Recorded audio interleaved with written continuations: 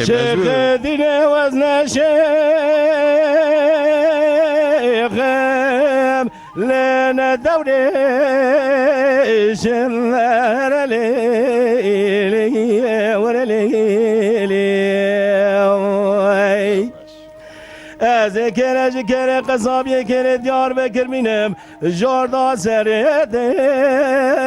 الكي أغلق وبقلي شمهر لي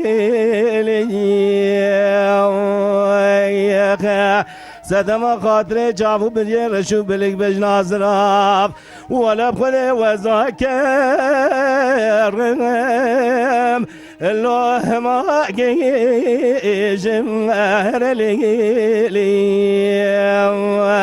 امان امان امان امان امان شكام الدلالي ليلي شيخ عبدنا ورود بيل أتشنقش لو قديلة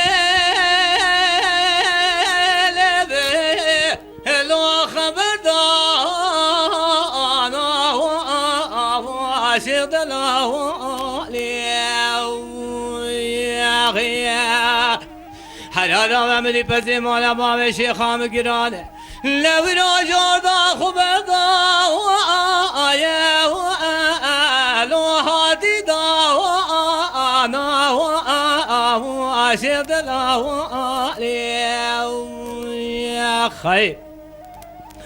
لیلی شیخ ما میرا براش خیلی خود رو ما خزیمش خزیما شدید لوی رو بخد ما سردم و لیما عبداده و ازی و ام لو سرد را و آنا و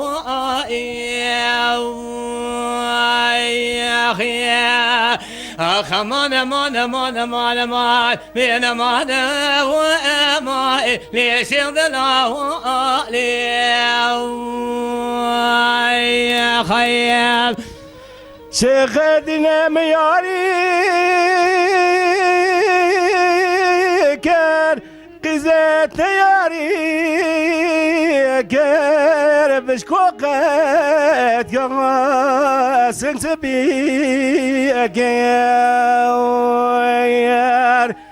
میره شیخ پره کری آتمون شدردانه و رو با آتاندر چوبو قره قولش کادا منو شیخا دلالی کری حکم و آخر جزا رئیسی مالا و نوابه اواجی گلک درده دلاتی بو گود قانون مدام مراشنا چه لزر کاتی میرای لو عشق و ششمینم هرلی